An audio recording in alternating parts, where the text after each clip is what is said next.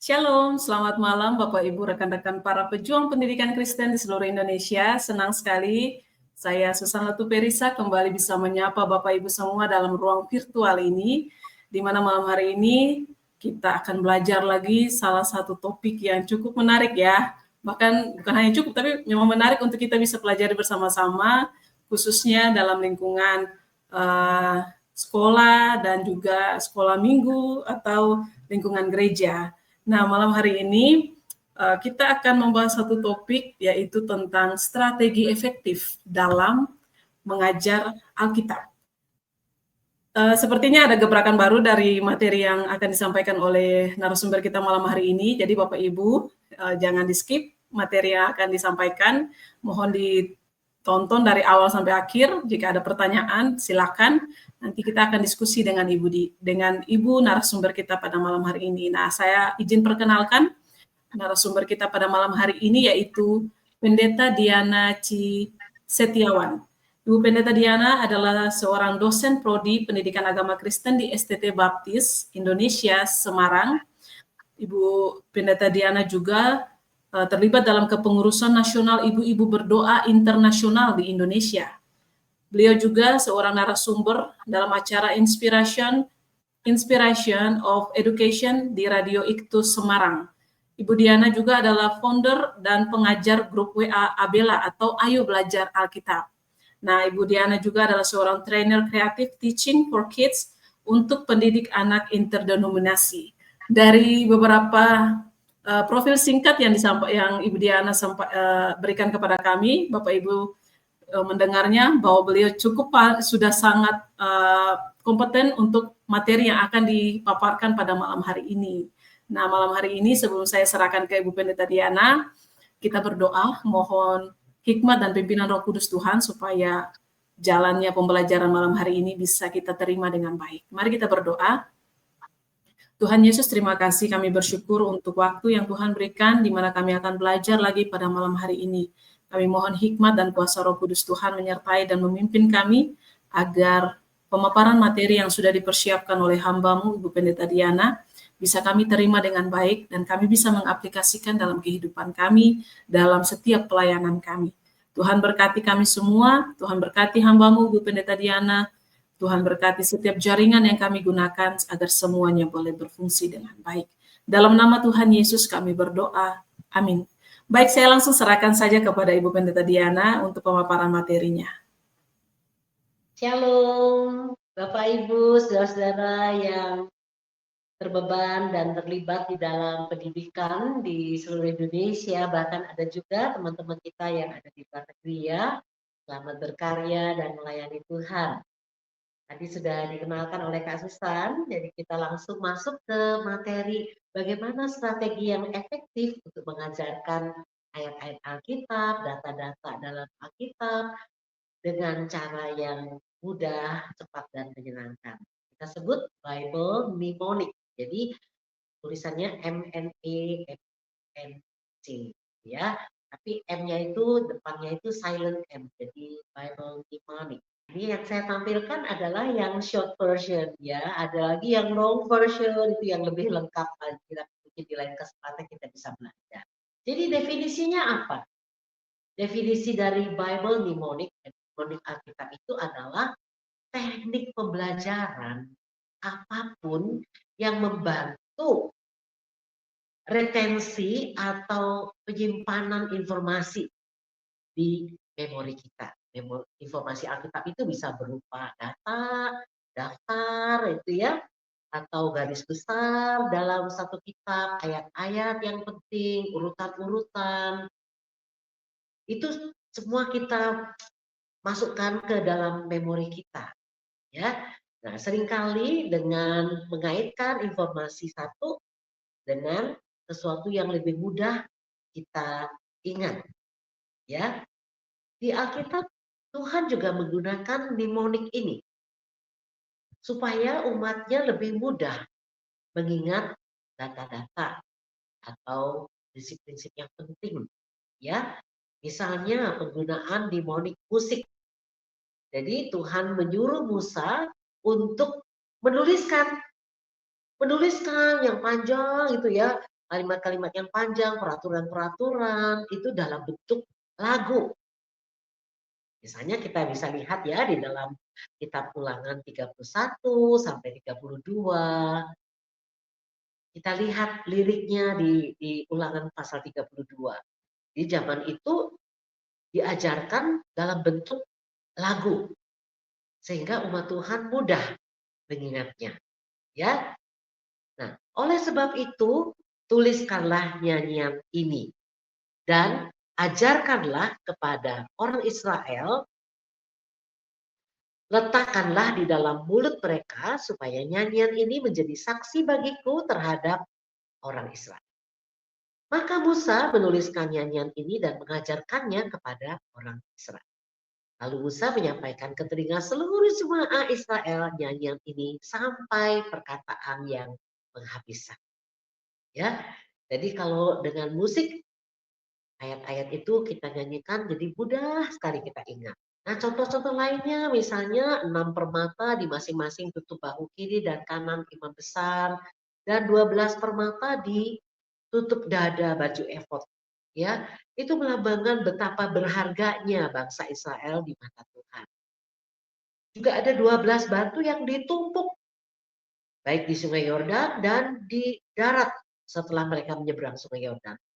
Untuk bangsa Israel dan keturunan selanjutnya itu mengingat mujizat putusnya aliran air di Sungai Yordan.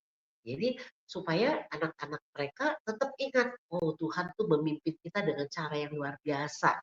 Ya, misalnya kita meratapan itu dituliskan dalam bentuk akrostik. Akrostik itu juga salah satu bentuk mnemonik ya. Jadi setiap pasal itu terdiri dari 22 ayat sesuai dengan jumlah abjadnya orang Ibrani, kecuali pasal 3 itu 3 kali 22 itu merupakan puncaknya gitu ya. Jadi 22 terus 3 kali 22 66. Lalu 4 dan 5 22 lagi.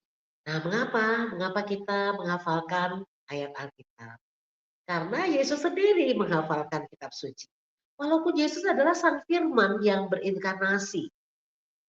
Dan dia mengetahui semua sabda yang tertulis. Tapi Tuhan Yesus mengutip perjanjian lama itu dari 24 kitab di perjanjian lama. Hampir 180 kali diucapkan di dalam perjanjian baru. Nah, kita dipanggil untuk menghafalkan, mengingat kitab suci. Kolose 3 ayat 16 berkata, untuk membuat perkataan Kristus itu tinggal dengan segala kekayaannya di dalam diri kita. Di Ulangan 6 ayat 4 sampai 9 itu juga memberitahukan kita untuk mengikatkan hukum Allah di dahi kita, mengajarkannya kepada anak-anak kita, membicarakannya, ya, membicarakannya kemanapun kita pergi dan menjadikannya bagian yang tidak terpisahkan dari kehidupan kita. Jadi kita harus mengetahui kitab suci terlebih dahulu sebelum kita dapat mengajarkannya atau menerapkannya. Ya, mengajarkan itu bahasa isyaratnya seperti ini ya. Seperti ini yang Tuhan inginkan. Jadi kalau kita mau mengajar, kita sendiri nggak menguasai, sulit untuk kita bisa mengajar. Tentu saja menghafalkan kitab suci itu akan memperbaharui pikiran dan mengubah kita. Ya, perbaharuilah akal budimu. Jadi segala sesuatu kalau pendidikan itu kan ada kognitif, afektif, psikomotorik. Itu mulai dari kognitifnya dulu, cara berpikirnya berubah dulu. Nanti mempengaruhi afeksi kita, afektif kita, terus mempengaruhi psikomotorik kita.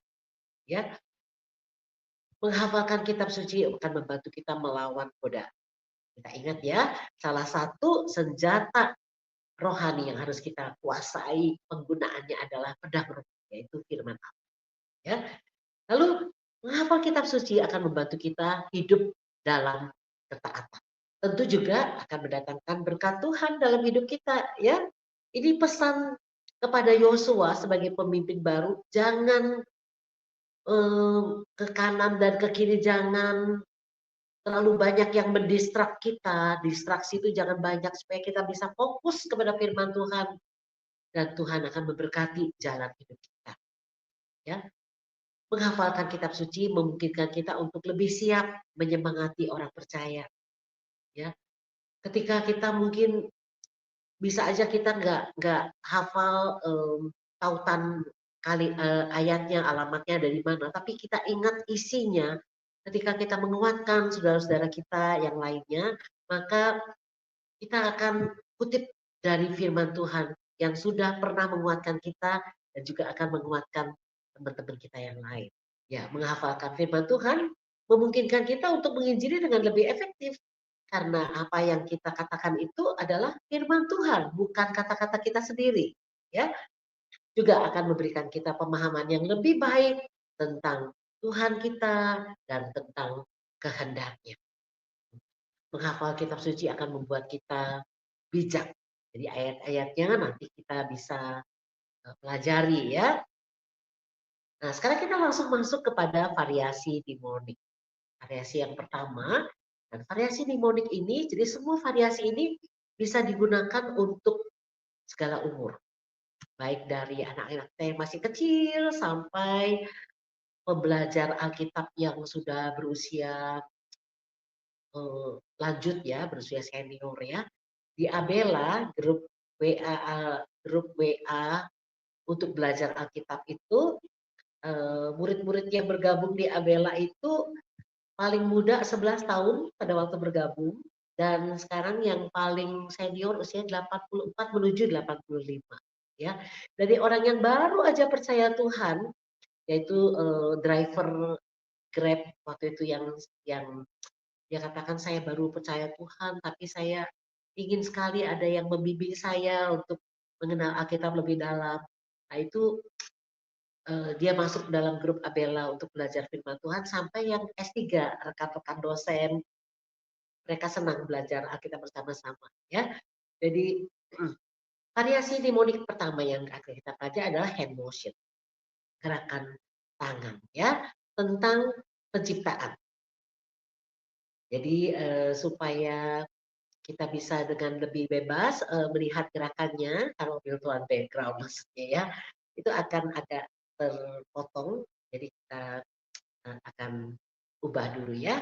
Kita akan belajar hand motion untuk urutan penciptaan. Hari pertama, mari ikuti saya ya. Hari pertama, Tuhan Allah berfirman, jadilah terang.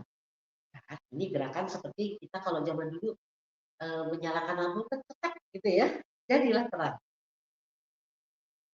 Hari kedua, Tuhan memisahkan air di atas dan air di bawah, jadilah cakrawala. Hari ketiga, Tuhan memisahkan air dari daratan, sehingga daratan menjadi kering, dan tumbuhlah tanaman-tanaman, pohon-pohonan, ya. Jadi kita kalau kelas kecil kita bisa katakan ada yang pendek, ada yang sedang, ada yang tinggi, begitu. Hari keempat, Tuhan Allah menciptakan benda-benda penerang di langit. Jadi 4 kita tunjuk ini ya, benda-benda penerang di langit. Lalu kita menghadap ke atas dan yang menerangi bumi. Kita jinjit sedikit, lalu ini kita seperti bersinar gitu ya. Menerangi bumi. Hari, bulan, dan bintang gitu menerangi. Hari kelima, Tuhan menciptakan burung-burung di udara dan ikan-ikan di laut. Kalau teman-teman suka dengan Raja Wali, ini 5-nya bisa kita buat menjadi cakarnya ya. Burung-burung Raja Wali, ya, burung-burung di udara. Kalau suka dengan lumba-lumba, ikan-ikan di laut jadi lumba-lumba. Jadi angka 5-nya, dari 5-nya tetap kita pertahankan. Ya. Lalu hari yang ke-6, kita bisa tebak, Tuhan menciptakan binatang di darat, yang dan manusia. Nanti lalu bermain-main di sekitar manusia untuk diberi nama, ya.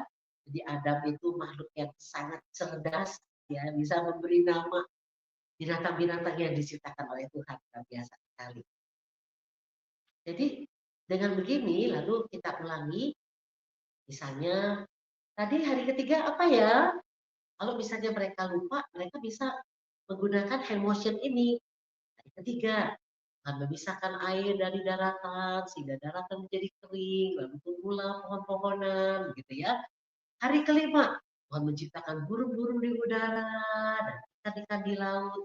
Jadi sambil melakukan gerakan ini, sambil kita ulangi, tentu itu akan retensinya akan makin lama makin cepat, ya. Makin lama akan makin tersimpan dengan baik. Baik, jadi mengenai gerakannya bagaimana? Gerakannya bisa kita ciptakan sendiri, ya. Bisa kita ciptakan sendiri atau bisa kita gabungkan dengan sign language, ya, atau dengan bisa dengan kalau bahasa Indonesia dengan CD, sistem isyarat bahasa Indonesia, atau dengan Bisindo boleh, atau kita bisa ciptakan sendiri supaya menolong kita mengingat urutan penciptaan. Ya, sekarang kita masuk ke variasi yang baik. Sekarang kita masuk ke variasi yang kedua, yaitu visual mnemonic. Ya, visual mnemonic itu berarti mengingat data-data urutan-urutan dengan gambar. Ya, jadi kita ingat hukum pertama sampai keempat itu mengatur hubungan manusia dengan Allah. Hukum kelima sampai hukum ke-10 itu mengatur hubungan kita dengan sesama kita. Jadi jangan ada padamu Allah lain di hadapanku. Yang kedua, jangan membuat bagimu patung menyerupai apapun untuk disembah. Ya, maksudnya jangan ada berhala. Berhala itu apa ya? Berhala itu seseorang atau sesuatu yang ada di antara kita dengan Allah. Ya, berikutnya, nah bagaimana kita mengingat ini? Berikutnya, ketiga, jangan menyebut nama Tuhan Allahmu dengan tidak hormat, dengan sembarangan. Ya. 4, ingatlah dan kuduskanlah hari Sabat. Jadi, saya menggunakan gambar. Di sini saya tidak begitu pandai menggambar ya, tapi lebih baik ada gambarnya daripada enggak sama sekali. Jadi satu itu saya membuat gambar pena, pena di zaman dahulu kan nulisnya pakai pena ya, pena angsa begitu ya, lalu dikasih tinta. Ada tertulis jangan ada padamu Allah lain di hadapanku. 2, nah saya gambar bebek ya, mungkin bebek ini menjadi boneka kesayangan atau di bebek ini ada tabungan kita gitu ya. Nah, itu menjadi lebih penting daripada hubungan kita dengan Tuhan, maka itu sudah melanggar hukum yang kedua. Ya. Hukum yang ketiga, jangan menyebut nama Tuhan Allahmu dengan sembarangan. Jadi saya bentuk gambar bibir, ya, jangan mengucapkan nama Tuhan Allahmu dengan sembarangan.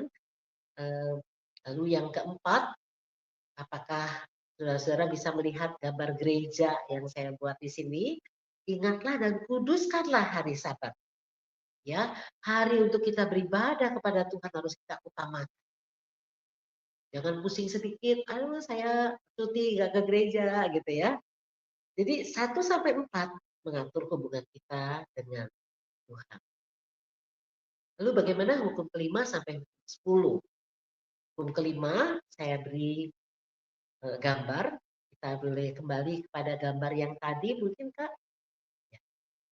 Saya gambar orang tua dari angka 5, orang tua biasanya kan takut masuk angin jadi pakai topi ya. Angka 5 jadi orang tua pakai topi. Hormatilah ayahmu dan ibu.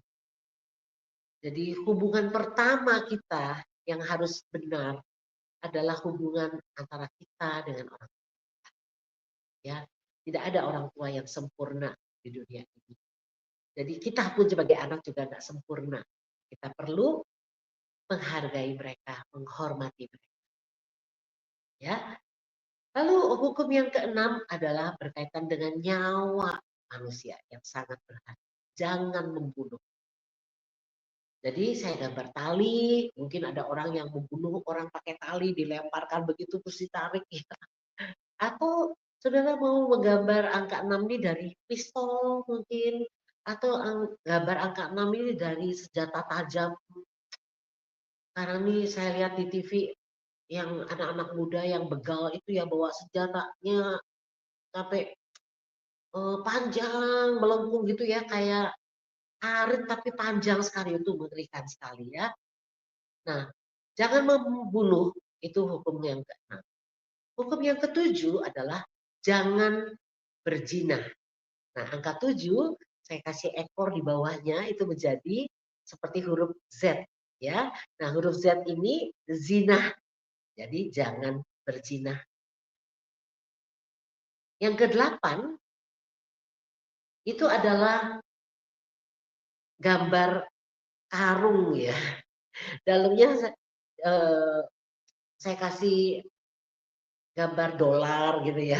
Orang biasanya kalau mencuri yang banyak kan bawanya karung gitu ya, banyak ya. Tapi kalau mencuri zaman sekarang mungkin pakai hacker yang pandai itu udah langsung nggak usah pakai karung ya. Jutaan atau puluhan juta bisa langsung berpindah tempat ya. Tapi saudara boleh juga sih kalau mau menggambar angka 8 dari apa gitu ya. Pokoknya isinya adalah jangan mencuri ya. Jadi kalau kita ingat karung ini angka 8 yang diikatkan itu talinya di kanan kiri itu adalah untuk mengikatkan gitu ya. Lalu yang ke-9 jangan mengucapkan saksi dusta tentang sesamamu. Nah, itu angka 9 saya balik-balik bisa menjadi huruf D. Huruf D itu dusta. Ya, jangan mengucapkan saksi dusta tentang sesama. Nah, hukum ke-10 adalah ada orang yang dan sebelahnya ada balon gitu ya. Nah, balon ini kita nggak bisa melihat udara di dalamnya, tapi balon itu bisa naik ke atas gitu ya. Jadi hukum 10 ini orang lain jarang tahu. Karena dosa mengingini milik sesama itu dosa iri hati, dosa ya ambisi yang tidak sehat gitu ya. Itu adanya di dalam hati. Tapi itu akan bisa merusak hubungan kita dengan sesama kita. Ya. Jadi untuk belajar mengingat kita bisa menanyakan seperti kuis gitu ya, menanyakan kepada anak-anak yang kita ajarkan, kepada jemaat yang kita ajarkan, hukum ke-7 apa ya? Hukum ke-7 gitu. Jadi kalau mereka lupa isinya, mereka paling enggak bisa ingat simbolnya. Oh itu angka 7 dikasih Z. Oh itu jangan berzina gitu. Misalnya seperti itu. Jadi harus disampaikan dengan cara yang menyenangkan, dengan cara yang asik gitu ya, sehingga nggak terasa mereka sudah menghafalkan 10 hukum ini dengan urutan yang benar gitu. Jadi ini sangat menolong sekali, sangat menolong sekali. Jadi tadi ada emotion, ada juga visual mnemonic ya. Bisa juga kita tampilkan gambarnya, minta anak didik kita, peserta didik yang mengucapkan. Ini kalau gambar bibir berbicara ini berkaitan dengan hukum keberapa ya. Nah, sekarang ada dua metode yang sudah kita pelajari. Sekarang kita menggabungkan dua metode ini. Ya, kita akan gabungkan dua metode ini dengan gambar dan dengan gerakan. Ya, hand motion dan gambar khusus untuk 10 hukum ini. Jadi kita akan ganti lagi ya untuk backgroundnya hand motion dan visual mnemonic. Dari ikuti saya, hukum pertama, jangan ada padamu Allah lain di hadapan. Hukum yang kedua, jangan membuat berhala menyerupai apapun untuk disembah. Hukum ketiga, jangan menyebut nama Tuhan Allahmu dengan sembarang dan tidak hormat. Hukum yang keempat, ingatlah dan kuduskanlah, bikin huruf K, hari Sabat. Hukum yang kelima, hormatilah ayahmu dan ibumu. Hukum yang keenam, jangan membunuh. Hukum yang ke-7, jangan berzina. Hukum yang ke-8, jangan mencuri. Hukum yang ke-9, jangan memecahkan saksi dusta tentang sesamamu. Hukum yang ke-10, jangan mengingini milik sesamamu. Baik, saudara-saudara yang terkasih, jadi kita ingat bahwa menghafalkan firman Tuhan bukanlah suatu beban, tapi suatu sukacita yang besar bagi kita. Asal kita tahu cara-caranya, variasi-variasinya, tentu akan membuat proses belajar mengajar, proses pembelajaran firman Tuhan menjadi sangat menyenangkan. Wah, terima kasih Bu Pendeta Diana untuk materi hari ini. Wah, luar biasa ya. Saya tadi mikir apa saya masih ingat dengan 10 perintah. Tapi dari materi Ibu tadi saya kembali flashback bagaimana masa-masa sekolah minggu saya yang kadang bolos-bolos dan lupa dengan mengingat penciptaan-penciptaan. Tapi luar biasa tadi kita kembali diingatkan lagi melalui materi yang disampaikan oleh Ibu Pendeta Diana pada malam hari ini.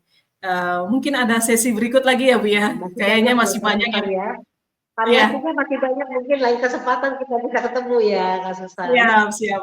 Mungkin kita masih ada satu sesi lagi dengan Ibu Pendeta Diana, masih banyak lagi materi-materi kayaknya yang akan bervariasi untuk mengajar Alkitab. Ini sangat penting buat bukan hanya kalangan sekolah minggu ya Bu ya, tapi juga di kalangan sekolah sangat penting untuk mengetahui bagaimana mempercepat daya ingat anak juga ya untuk mengingat materi-materi ya. Ibu, saya ada beberapa pertanyaan ini yang sudah masuk. Saya langsung saja ke pertanyaan pertama ya Bu ya. Menurut Ibu sendiri atau Ibu mungkin sudah pernah pengalaman Ibu bagaimana apa tantangan dalam penerapan materi mnemonik ini Bu bagi jemaat atau orang-orang yang sudah Ibu berikan materi ini atau sudah terapkan dalam berbagai usia. Misalnya kita tahu kan bagaimana perbedaan karakter orang-orang itu sangat signifikan ya Bu ya.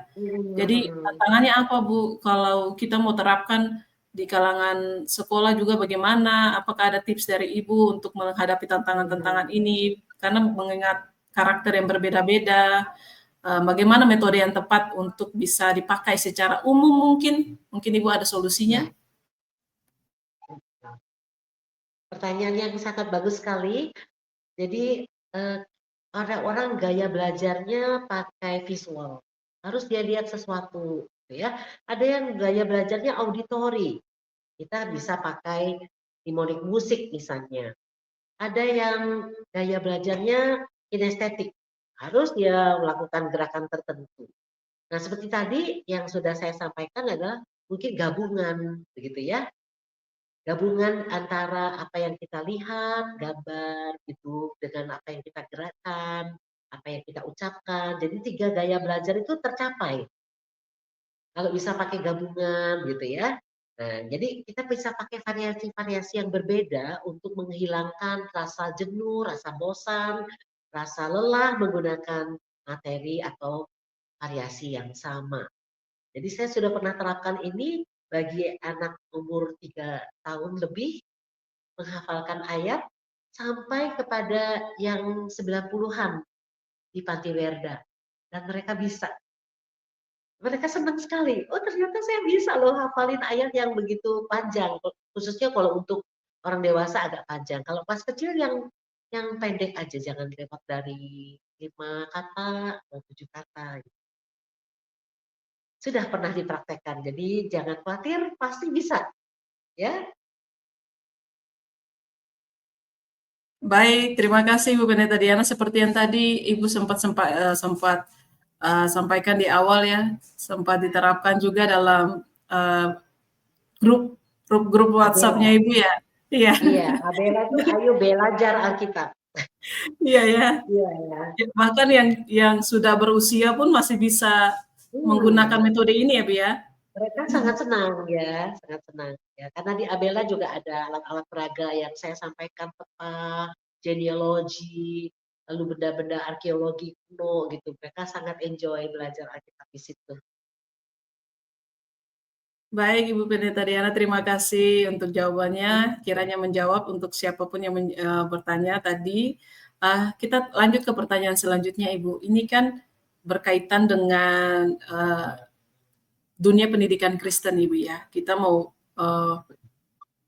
menjawab pertanyaan mungkin dalam kalangan guru-guru Kristen di sekolah-sekolah. Bagaimana metode ini bisa digunakan untuk membantu seorang pengajar Bu dalam menyusun silabus atau modul-modul dalam memakai metode ini? Atau memang ada metode yang lain lagi yang belum sempat kita bahas lagi malam ini, atau ada PR yang selanjutnya, atau bagaimana Ibu?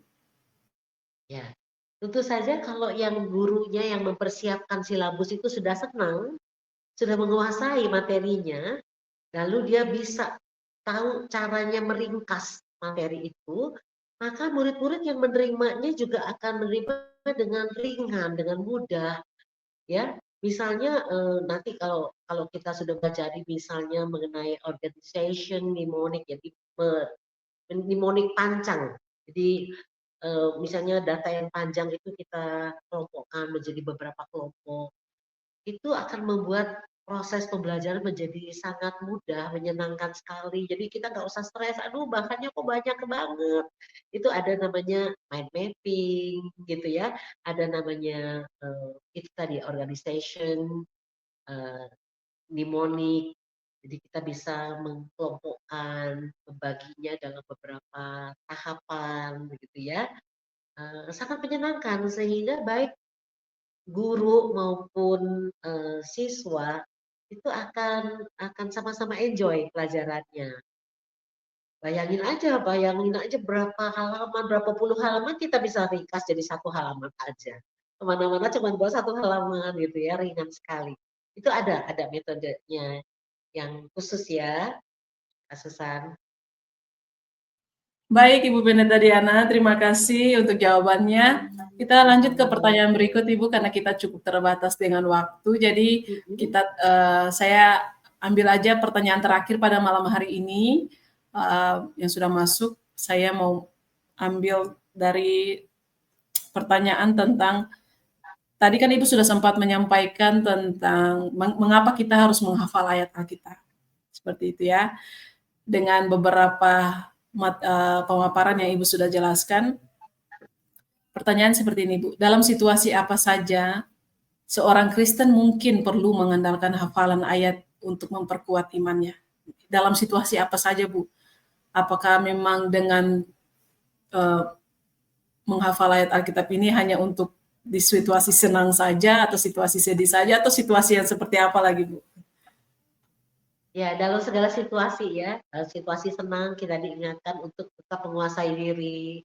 Dalam situasi senang kita tetap diingatkan untuk mengembalikan segala kemuliaan bagi Tuhan.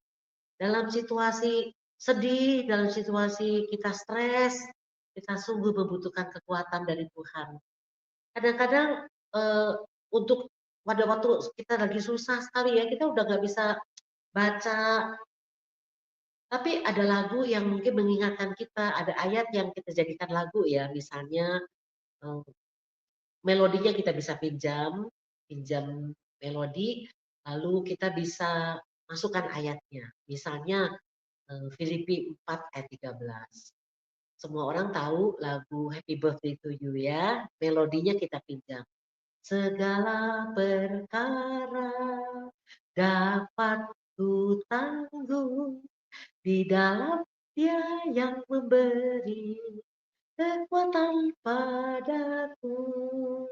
Filipi 4 ayat 13 gitu ya. Jadi misalnya seperti itu kita nyanyikan 2-3 kali. Oh iya ya, Tuhan sudah berjanji kok memberikan kekuatan kepadaku dalam segala perkara, maupun perkara finansial, perkara rumah tangga, perkara pekerjaan, perkara hubungan sosial kita, perkara apa aja, segala hal, segala perkara dapat ku tanggung di dalam nih, gerakannya gini, di dalam Dia yang memberi kekuatan padaku, kepadaku. Itu kita akan dikuatkan. Jadi itu termasuk music mnemonic, ya. Sangat menolong sekali. Pada saat kita lagi nggak bisa pegang HP, kita nggak bisa pegang Alkitab, kita ada di dalam keadaan yang misalnya mati lampu, nah, tapi kita ingat ayat Alkitab yang pernah kita nyanyikan dan kita pernah hafalkan gitu. Sangat menguatkan. Wah, terima kasih Bu Pendeta Diana untuk Sama-sama, kasih Pak. motivasinya mengajarkan kita kembali bahwa penting sekali mengingat ayat-ayat Alkitab ketika dalam segala hal kita membutuhkan hal firman Tuhan untuk selalu mengajarkan kita untuk ada dalam kehendak-kehendak Tuhan. Terima kasih Bu Pendeta Diana untuk materinya, Ya, sama-sama. untuk Tuhan memberkati jawaban-jawabannya. semua. Saya terinspirasi lagi untuk ketika saya bernyanyi, bukan hanya nyanyian-nyanyian yang tidak memuliakan Tuhan, tetapi melalui setiap nyanyian yang nadanya mungkin berbau-berbau tentang duniawi, tapi bisa dijadikan dan bisa diambil kutipan ayat-ayat Alkitab gitu ya, Bu ya. Ya, pinjem melodinya, cuma kita harus hati-hati dengan pencipta ya. Iya, benar ya. Baik, Kalau terima kasih Bu. Happy Birthday to You sudah menjadi milik publik ya, kita nggak tahu Ya. siapa penciptanya. Baik, terima kasih Ibu Pendeta Diana. Kita sudah ada pada sesi akhir Ya. pada malam hari ini. Saya persilakan kembali kepada Ibu Pendeta untuk closing statement dan bisa langsung ditutup dalam doa. Saya persilakan Ibu. Mari semangat menghafalkan ayat-ayat Alkitab karena itulah sumber kekuatan kita. Kita berdoa. Bapa di surga, kami bersyukur untuk sesi yang singkat ini. Tuhan sudah memberkati kami semua.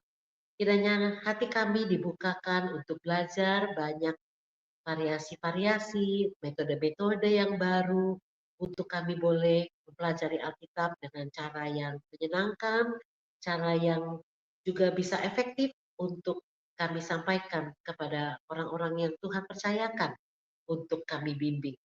Baik siswa yang masih kecil maupun jemaat yang sudah berusia lanjut, ataupun mereka yang sudah dalam keadaan kritis. Ayat-ayat firman Tuhan ini sungguh sangat menguatkan semua kalangan, semua orang dari berbagai macam latar belakang sekalipun. Terima kasih Tuhan untuk malam hari ini.